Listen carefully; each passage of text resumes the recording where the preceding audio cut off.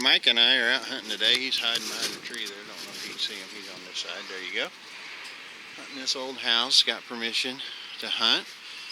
And I've dug some clad so far. I'm actually on a penny, but I just popped the plug and it got me a little marble. Looks like it's about 5 inches deep just from the plug. So a real old home here. It's probably not a super old marble, but it is a marble. Man, I'm just glad to be out hunting again. Those of you who've been following, my CTX started acting up, and so I sent it in, and it's coming up on a month now of being gone. So see if we can find this penny. It's gonna be a modern penny, I believe.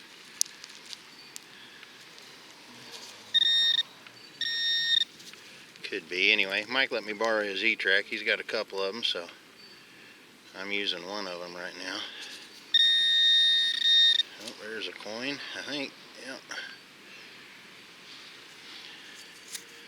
And it's appearing zinkish just from the rust. So anyway, at least we got the marble out of this one. We'll keep going. He got me a little friend that doesn't seem to be affected by all the siren activity, but I'm in the front yard now of this house. Oh my, it's right on top of me. I apologize. Wow, there you go, ambulance.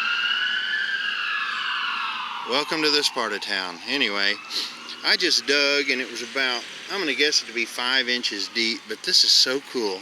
It is a little bitty lock. It says Rover on it, skeleton key. Rover on both sides. If I could just find the little key.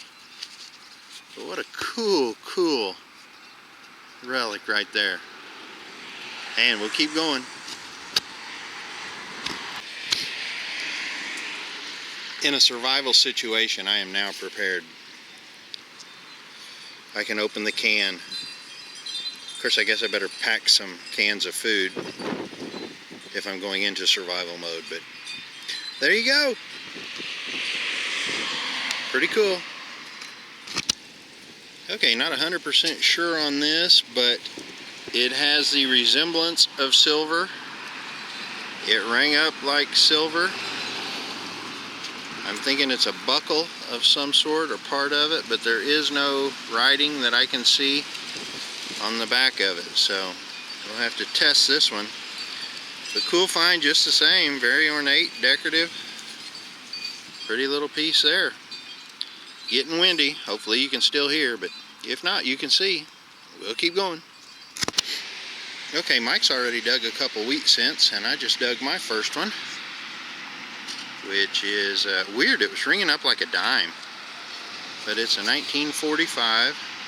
Looks like plain, so man, I just was hoping it was a dime. Almost did a live dig, but still would have been nice for a wheatie. 1945, we'll keep going. You know I'm a sucker for the live dig. I dug that wheat right there. My next swing over, I get a dime signal. This one, a better dime signal than the other, and I thought, you know what? I'm gonna do it live. Probably modern, but never know till you pop the hole. Wasn't super deep, according to the E-Track, but we'll sure check it out and see.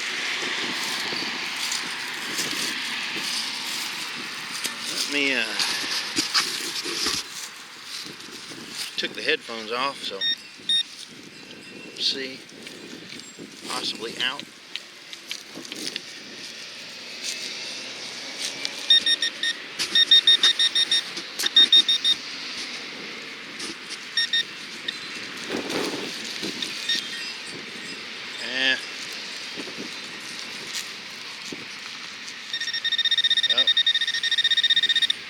We're getting closer. It's going to be clad, I can tell. It's going to be modern. Get rid of it.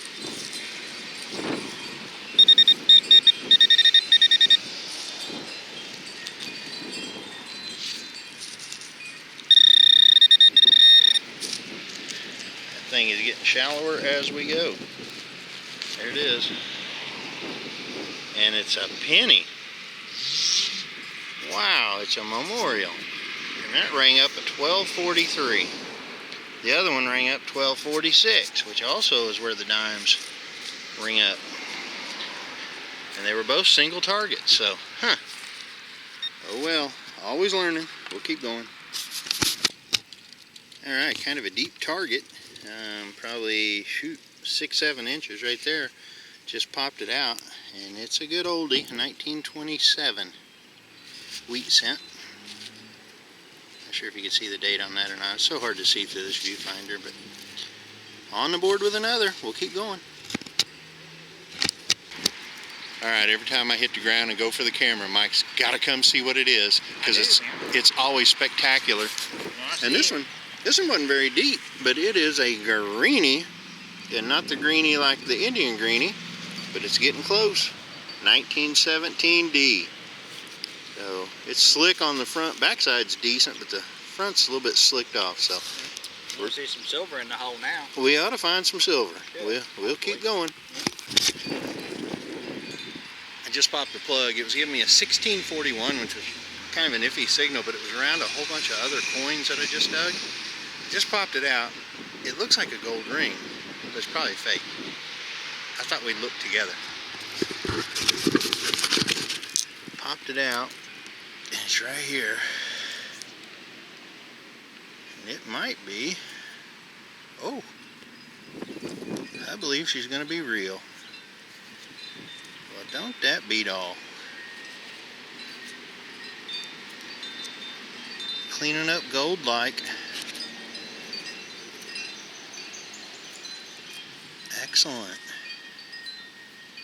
Can't beat that. I'm looking for a mark inside. Can't see anything. It's kind of heavy. It's got the appearance of plated to me. I tell you what, I'll shut the camera off, get my juice out, clean it up, and get back with you. Alright, Mike came over. Go ahead, give me the double thumbs down. Plated. Doggone it. Still a ring. Yep. We'll go on. Cool looking ring. How deep was that? Okay, my fourth wheat from this front yard is a 1920 plain. Good little coin there. So Mike's joined me. He's doing cleanup on me. Seeing what he's finding. I think I dug a bunch of holes over there, so I left him a bunch of junk. He can have it. Anyway, we'll keep going. That one was about 4 to 5 inches. So, fairly deep here. We'll just keep trying to get more. Alright, Mike's coming. You know what that means. Man, I thought I was on a wheat, possibly an Indian head. Check this out in the bottom of the hole. I just popped it out. It's a Civil War 3-ringer. Told you there was some around here. Mike and I were just talking about that earlier. We're not far from where a fort was. But that is a mini ball. Yep. Oh man. Awesome. Tickled. That thing is heavy. Is that a 69? I don't know.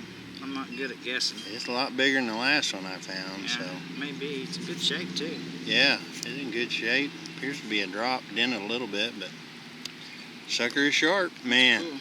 I am tickled. That thing had to be 8 inches. Let's see my pinpointer. It It was right there. Pinpointer says 6 inches. I'm wrong. But man, what a find. Cool. That's what we do it for, isn't it, Mike? That's awesome, dude. I am tickled. Go find some more stuff. I've slipped around to the backyard now, which is monstrous, and been digging some rose tags and some other things, but did just pop my first car out of this yard, which is surprising to me. Didn't ring up like normal cars ring up, so I don't know if it has something to do with the soil or maybe the age of this car. It's definitely been whacked by a mower though. Not in the best shape. But pretty cool anyway. We'll just keep going. Alright, Mike and I are at a new permission. Different part of town. And my third target. First two have been regular pennies, but popped a wheat cent. 1923 or 7, something like that. Awful bright out here. So anyway, we'll keep going, see what else we can pull out of this yard. We're on a silver hunt now. We'll see if we do any good. I always love finding the rabies tags. 2002. Even etched his name on the back. His name's Max. Number to call if you find Max. Anyway, cool. I'm about halfway done with my half of the yard. See if we can't pull some silver. Alright, Mike calls me over, and again, we're in an area, Civil War battle, and just popped a button out of the hole. Take a look at that unit. It's got a back mark on it. Shank is still there. It's bent. Let me see it real quick and see if I can. I can't read it. Maybe you can if I can get it to focus. Anyway, back mark will tell a lot about it, but good job, bud. He just said earlier today, I found lots of bullets. I'd sure like to find a button. I found a few bullets, not very many. I don't know if it's a Civil War bullet or not, but it may be. Or button, yeah. Well, good job, man. Yeah, thanks, man. All right, welcome to today's wrap-up. Mike and I had a really good hunt. A lot of different items today. It was pretty fun.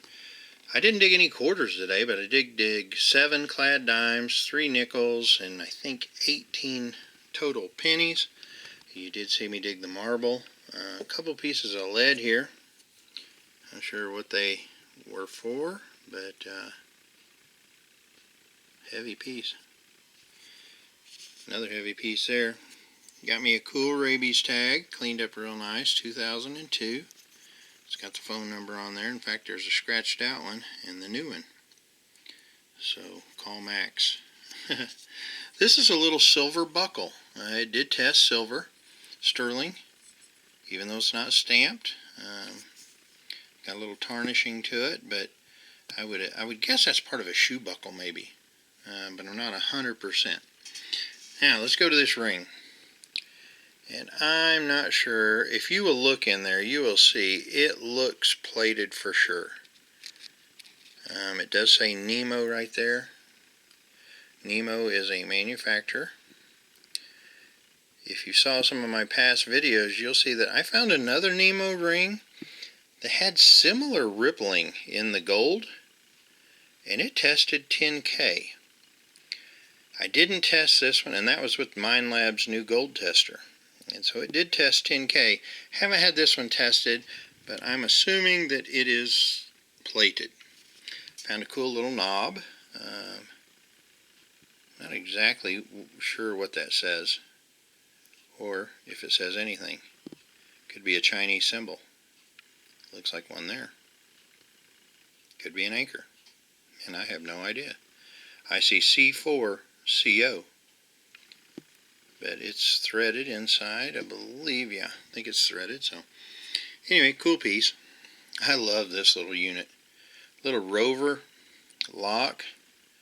It's either to a diary or a pet leash or something, I don't know. But it is a oldie, vintage rover lock. So pretty tickled with that rascal. And probably my best find of the day was this 54 caliber. 3 ring or 3 groove, as Aqua Chigger would point out, but it is a mini ball, concave on the inside, but big old heavy, nice unit. That's my second one. I'm not a big Civil War hunter yet.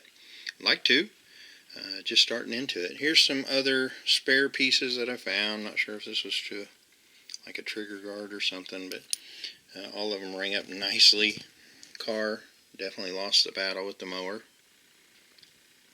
Found in the backyard of that old house. Did find this tag. It says Queen in Calico, and you know, us guys that dig have to figure out what on earth that is. It's a beautiful type of iris, so look it up, Queen in Calico. I'd like a little help on this. This was going to go in the trash, but I think it's all just small, thin pieces of copper. Not 100%. It rang up like copper, but there's lots of them. and it's flexible. I mean, you can bend them and they don't break. I don't know if it's another tagging system that's similar to Queen and Calico or what it is. Here's a separate one all by itself. I didn't see any writing on them, so not 100% sure what those are. My can opener that I found was a cool find. Now, let's go to the wheat scents, because that's about as good as we did. And I'll tell you, that first one is the slickest wheat scent I've ever dug. And it is a 1917 S, then a 1920 plain, 1925, 1927, and the final one is a 1945 on today's hunt. And we had a good time. Mike and I, anytime we can get out, we have a blast. His channel is Missouri Mike. Check him out. He does a lot of videos. And anyway, just thank you again for joining us. As always, God bless you all. And make sure to fill your holes and get out there and dig. We'll see you next time.